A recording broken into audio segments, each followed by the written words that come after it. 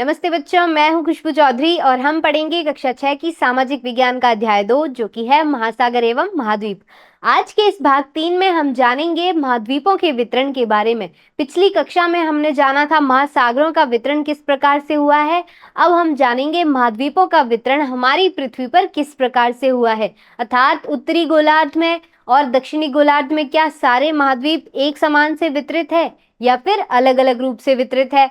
और हम जानेंगे कि महासागर और महाद्वीप दोनों ही मिलकर हमारे जीवन में क्यों महत्वपूर्ण है। तो आइए शुरू करते हैं। सबसे पहले हम बात करेंगे कि अगर आज आपको पूछा जाए कुल कितने महाद्वीप है तो आप क्या बताएंगे। तो आज की डेट में, आज की तारीख में हम कुल 7 महाद्वीपों की गणना करते हैं, जिसमें उत्तरी अमेरिका, दक्षिणी अमेरिका, यूरोप, एशिया, अफ्रीका और अंटार्कटिका शामिल है। लेकिन क्या आप जानते हैं ये जो 7 महाद्वीप है इनकी गणना और भी कई प्रकार से की जा सकती है। कैसे?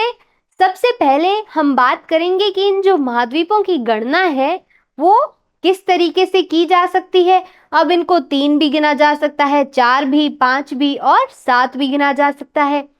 सबसे पहले हम जानेंगे इनको 3 महाद्वीप के रूप में कैसे गिना जाता है, जिसमें पहला है उत्तरी अमेरिका और दक्षिणी अमेरिका, दूसरा है यूरोप और एशिया, तीसरा है अफ्रीका और यूरेशिया।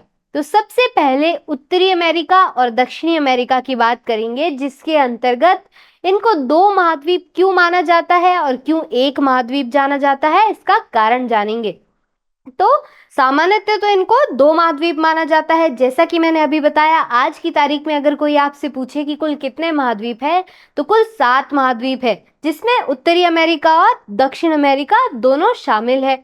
लेकिन इनको एक भी गिना जाता है, जिसका कारण है कि इनका जो भूखंड है वो जुड़ा हुआ है, अर्थात ये जो दोनों महाद्वीप है, कौन सा, दक्षिणी अमेरिका और उत्तरी अमेरिका, इनका भूखंड जुड़ा हुआ है किससे, इस्थमस से। तो इसीलिए ये एक ही भूखंड होने के कारण इनको एक ही समझा जाता है। अगला हम बात करेंगे यूरोप और एशिया के बारे में।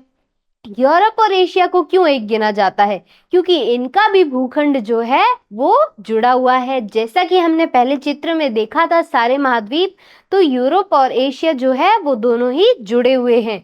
तो यूरोप और एशिया को सामान्यतः हम क्या मानते हैं, 2 महाद्वीप मानते हैं। लेकिन मानचित्र के अंदर अगर देखा जाए तो स्पष्ट रूप से हम ये देख सकते हैं कि दोनों भूखंड जो है वो जुड़े हुए हैं, इसी कारण इनको एक भी माना जाता है। अब इनको 2 क्यों माना जाता है? क्यों? क्योंकि ऐतिहासिक और सांस्कृतिक कारणों के कारण एशिया और यूरोप जो है उनका विकास अलग अलग प्रकार से हुआ है। क्या आप जानते हैं कि उपनिवेशवाद क्या होता है, उसकी शुरुआत कब हुई? तो कोई भी शक्तिशाली देश या फिर महाद्वीप जो है वो दूसरे देश में अपने उपनिवेशवाद स्थापित करता है, उपनिवेश स्थापित करता है, जिसके कारण क्या कहलाता है वो, उपनिवेशवाद। अब क्या आप जानते हैं यूरोप ने 15वीं शताब्दी से लेकर 20 शताब्दी तक कई सारे देशों में, खास करके एशिया महाद्वीप में और अफ्रीका महाद्वीप के अंदर अपने उपनिवेश स्थापित किए।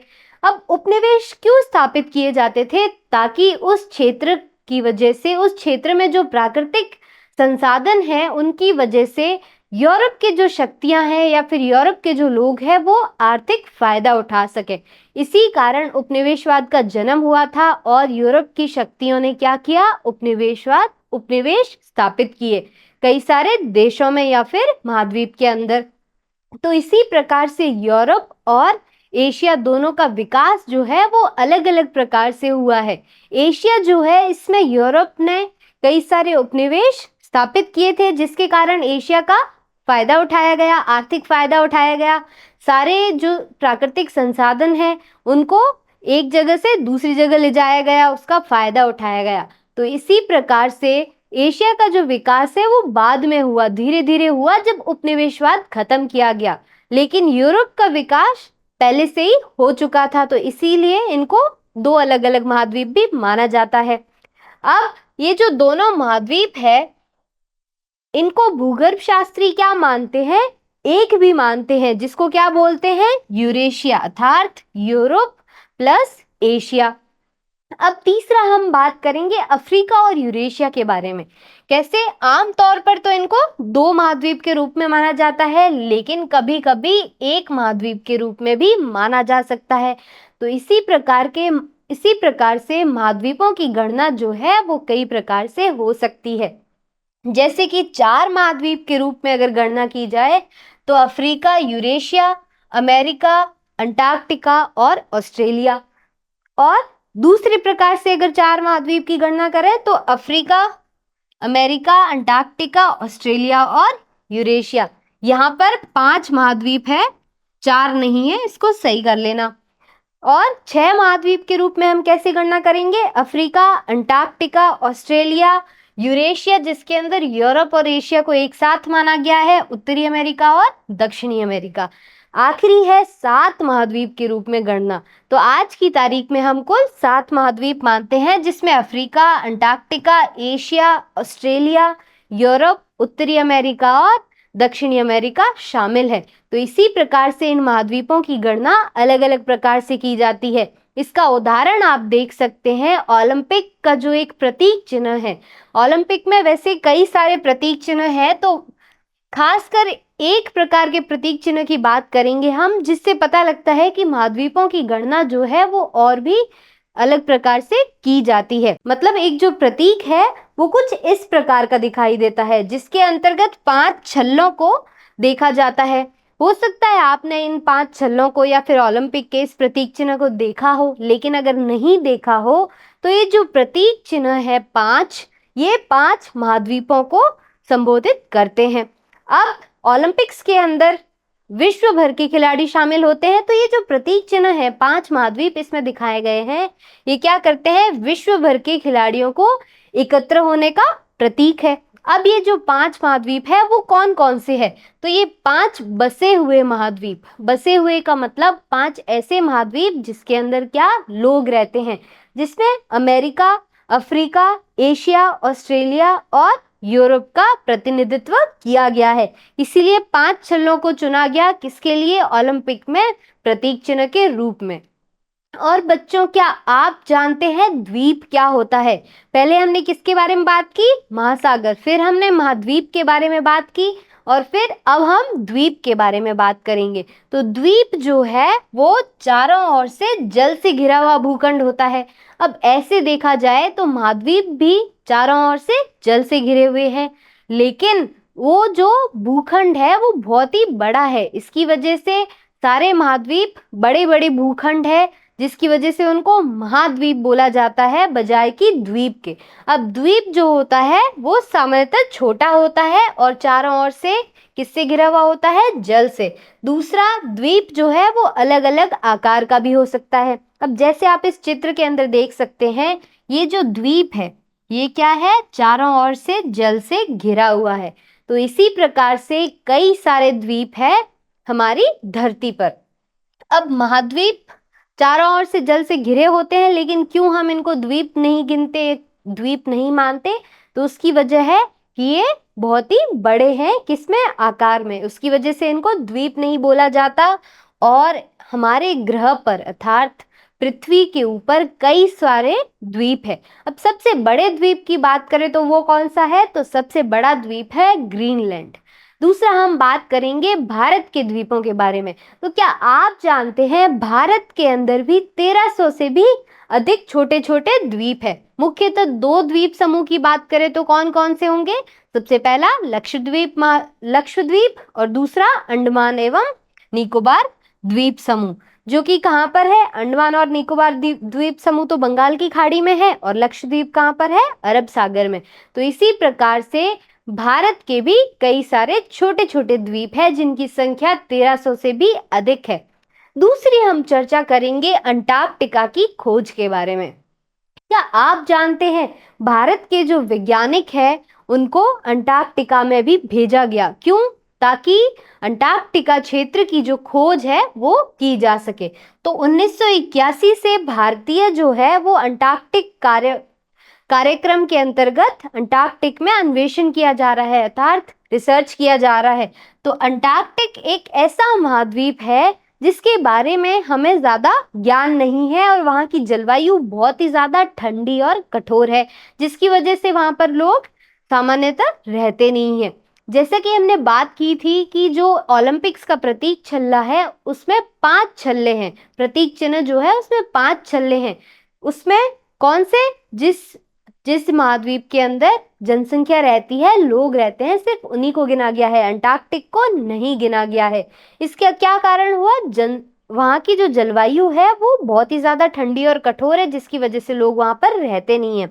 अब 1983 में भारत ने क्या किया? अंटार्कटिका के अंदर दक्षिण गंगोत्री नाम का पहला वैज्ञानिक बेस स्टेशन स्थापित किया। बेस स्टेशन स्थापित किया। अब ऐसा तो है नहीं कि ये एक ही बेस स्टेशन था, तो बाद में इन्होंने 2 और बेस स्टेशन स्थापित किए थे, जो कि किसके लिए? अंटार्कटिक की खोज के लिए वहां पर स्थापित किए गए। और ये जो सुदूर प्रदेश है, इसके अंदर भारतीय वैज्ञानिकों के लगभग 40 दलों ने विशेष रूप से जलवायु और पर्यावरण के विकास पर शोध कार्य किया। और तो और इन वैज्ञानिकों के लिए वहां पर आवास बनाए गए हैं, जिनके अंदर पुस्तकालय और डाकघर भी शामिल है। तो ऐसी सुविधाएं उन वैज्ञानिकों को दी गई है, ताकि वहां पर जो रिसर्च है, अन्वेषण है, वो सही तरीके से किया जा सके। अगला हम बात करेंगे कि महासागर और जीवन दोनों कैसे एक दूसरे से जुड़े हुए हैं, या फिर कैसे एक दूसरे को प्रभावित करते हैं। तो महासागर और महाद्वीप जो है वो क्या है? पर्यावरण के आवश्यक भाग है। क्यों? क्योंकि हम जिन चीजों पर निर्भर करते हैं रहने के लिए, हम क्या इस्तेमाल करते हैं? भूमि। तो वो जो भूमि है वो किसका भाग है? महाद्वीप का भाग है। दूसरा महासागर, महासागर से भी हमें कई सारे फायदे मिलते हैं। तो हमारे जीवन के अधिकांश पक्ष जो है वो किससे प्रभावित होते हैं? महासागर और महाद्वीप से होते हैं। दूसरा, महासागरों से हमें क्या मिलती है? वर्षा मिलती है। कैसे? महासागरों से जो जल वाष्प उठती है वो क्या करती है? संघनित होकर बादलों का निर्माण करती है, फिर वही बादल हमारी धरती पर बरसते हैं। तो इसी प्रकार से महासागर हमें क्या करते हैं? वर्षा प्रोवाइड करवाते हैं या फिर प्रदान करवाते हैं। दूसरा, महासागर जो है वो पृथ्वी के जल चक्र का भाग है। तीसरा है, महासागरों के बिना वर्षा नहीं होगी, तो पृथ्वी क्या बन जाएगी? मरुस्थल बन जाएगी। मरुस्थल बन जाएगी तो वहां पर वनस्पति नहीं होगी, क्योंकि वनस्पति जो है वो मरुस्थल के अंदर हमें कम ही दिखाई देती है, और सिर्फ ऐसे पौधे या पेड़ दिखाई देते हैं जो कि कम पानी में जिंदा रह सके। तो इसी प्रकार जो हमारा विविधता से भरा हुआ वनस्पति जगत है वो नहीं दिखाई देगा अगर महासागर नहीं होंगे। दूसरा, दुनिया भर के अंदर आधी ऑक्सीजन हमें जो मिलती है वो किससे मिलती है? महासागरों से मिलती है, जिसकी वजह से महासागरों को पृथ्वी का फेफड़ा या फिर पृथ्वी के फेफड़े भी कहा जाता है। तो इस प्रकार महासागर जो है वो जलवायु को नियंत्रित करते हैं। कैसे? हमें ऑक्सीजन प्रोवाइड करवाते हैं और वर्षा प्रदान करते हैं हमको, और भी हमें कई सारी चीजें जो है वो महासागरों से मिलती है। तो पृथ्वी पर जीवन को बनाने के लिए क्या महत्वपूर्ण है? महासागर महत्वपूर्ण है। अगला हम बात करेंगे कि प्राचीन काल से ही कैसे लोग महासागरों और समुद्रों का उपयोग करते रहे हैं। अर्थात क्या आप जानते हैं, जो पुराने लोग थे, प्राचीन लोग थे, वो भी महासागरों का और समुद्रों का प्रयोग करते थे। किस रूप में? वो अन्य क्षेत्रों में प्रवास करने के लिए भी, अर्थात जल परिवहन का इस्तेमाल करते थे। तो इसी प्रकार से समुद्रों और महासागरों का इस्तेमाल हुआ। दूसरा, व्यापार करने के लिए, एक जगह से दूसरी जगह पर सामान को ले जाने के लिए किसका इस्तेमाल करते थे? इन जल राशियों का। तीसरा, सैन्य अभियान चलाना। चौथा है भोजन के स्रोत के रूप में। कैसे? महासागरों से हमें क्या मिलती है? मछली आदि मिलती है, तो मछली पकड़ के वो उनके भोजन का स्रोत थी। मछली को पकड़ लेते थे, फिर उसको सेक के खा लेते थे। तो इसी प्रकार से महासागर जो है इसने हमें कई सारी चीजें प्रदान की है। खास करके तटीय क्षेत्र के लोग, तटीय क्षेत्र के लोग जो है वो ज्यादातर मछली पालन में इंक्लूड होते हैं, और तटीय क्षेत्र के जो लोग हैं उनकी संस्कृति जो होती है, जो संस्कृति होती है किसी भी क्षेत्र की या फिर किसी भी समूह की, वो किसने प्रभावित की है? महासागरों ने। तो इसी प्रकार से महासागरों से हमें विविध प्रकार की चीजें मिलती है और प्राचीन काल से लोग उसका उपयोग करते आ रहे हैं। लेकिन क्या आप जानते हैं कि आज के समय पर महासागरों को बहुत ही ज्यादा खतरा है? कैसे? क्योंकि हमारा जो समुद्री पर्यावरण है वो मानव द्वारा खतरे में डाल दिया गया है। जैसे कि मानव उसके अंदर प्लास्टिक का कूड़ा करकट डाल देता है, वो भी कई लाख टन प्लास्टिक कचरा उसमें डाला जाता है। दूसरा, बहुत ही ज्यादा मछली पकड़ना। अब क्या होगा बच्चों कि बहुत ही ज्यादा मछली पकड़ ली जाएगी महासागरों से, तो वहां का जो प्राणी जगत है उसकी विविधता कम हो जाएगी, प्राणियों की संख्या कम हो जाएगी। जैसे मछलियां हो गई, बहुत ही ज्यादा पकड़ेंगे तो उसकी संख्या कम हो जाएगी। उससे क्या होगा? समुद्र को या फिर महासागर के पर्यावरण को हानि होगी। और भी कई प्रकार के प्रदूषण किए जाते हैं, जैसे कि महासागरों के अंदर परिवहन के लिए किसका प्रयोग होता है? जहाज का प्रयोग होता है। तो कई बार वो जहाज जो है वो डूब जाती है, नाव डूब जाती है, जिससे लकड़ी उस समुद्र में रह जाती है, और जहाज डूब जाती है जिसके कारण क्या होता है? तेल आदि लीक हो जाते हैं। तो इसी प्रकार से समुद्र का जो पर्यावरण है वो आज के समय पर क्या है? खतरे में है। अब हमारी क्या है? सामूहिक जिम्मेदारी बनती है कि इस समुद्र को या फिर समुद्र के पर्यावरण को, जो इसको खतरा आ रहा है, उसकी सुरक्षा कौन करेगा? हम करेंगे, जितने भी हमारी धरती पर रहने वाले नागरिक हैं। तो इसी प्रकार से पृथ्वी और मानवता के भविष्य के लिए, कैसे? आपकी आने वाली पीढ़ियों के लिए और हमारी धरती माँ के लिए हमें क्या करना पड़ेगा? सामूहिक रूप से महासागरीय या फिर समुद्री पर्यावरण की रक्षा करनी पड़ेगी, उसको ठेस पहुंचाना बंद करना पड़ेगा। जैसे कि इसमें कूड़ा करकट आदि डिस्पोज कर दिया जाता है, कई लाख टन प्लास्टिक डाल दिया जाता है। तो ये सारी जो हरकतें हैं वो हमें बंद करनी पड़ेगी, ताकि हमारे समुद्री पर्यावरण को खतरा ना हो। तो क्या आप जानते हैं कि महासागरों और समुद्र की जो पर्यावरण है उसकी स्वच्छता को बनाने के लिए या फिर उसको प्रमोट करने के लिए विश्व महासागर दिवस मनाया जाता है? कब मनाया जाता है? 8 जून को। प्रति वर्ष 8 जून को विश्व महासागरीय दिवस मनाया जाता है, जो कि संयुक्त राष्ट्र ने घोषित किया था। तो संयुक्त राष्ट्र ने क्या किया? 8 जून को विश्व महासागरीय दिवस घोषित कर दिया, जिसका उद्देश्य क्या था? मुख्य रूप से कि दिन प्रतिदिन जो है महासागरों की हमारे जीवन में क्या भूमिका है उसको याद दिलाने के लिए, और कैसे हम जो समुद्री पर्यावरण है उसको नुकसान पहुंचा रहे हैं उसको कम किया जा सके। इसीलिए ये महासागरीय दिवस घोषित किया। किसने? संयुक्त राष्ट्र ने। अब ये जो आप चित्र देख रहे हैं स्क्रीन पर, इसके अंतर्गत आपको महासागर के प्राणी जगत और वनस्पति जगत की फोटोज दिखाई गई है। तो ये सारे जो वनस्पति जगत और प्राणी जगत है वो हमारे जीवन में महत्वपूर्ण भूमिका निभाते हैं। तटीय क्षेत्र के लोग मछली पकड़ते हैं भोजन के लिए, और महासागरों की वनस्पति से हमें ऑक्सीजन प्राप्त होती है, जिसकी वजह से महासागरों को क्या बोला जाता है? पृथ्वी के फेफड़े भी बोला जाता है। तो बच्चों, हमने इस पाठ में क्या जाना कि महाद्वीपों का वितरण किस प्रकार से हुआ है, और तो और उनकी गणना विविध प्रकार से की जा सकती है, जैसे कि 3 महाद्वीप के रूप में, 4 महाद्वीप के रूप में, 6 महाद्वीप के रूप में और 7 महाद्वीप के रूप में। और तो और हमने जाना कैसे महासागर और महाद्वीप दोनों ही हमारे जीवन में महत्वपूर्ण है, कैसे उनको खतरा आ रहा है और उस खतरे को कैसे कम किया जा सकता है। अब हम करेंगे कुछ महत्वपूर्ण प्रश्न उत्तर, जिसके अंतर्गत पहला प्रश्न है कि पृथ्वी का डैश भाग भूमि से ढका हुआ है। खालिस्तान आपको भरना है कि पृथ्वी का कितना भाग भूमि से ढका हुआ है। तो पृथ्वी का कितना भाग भूमि से ढका हुआ है? पहले विकल्प देख लेते हैं।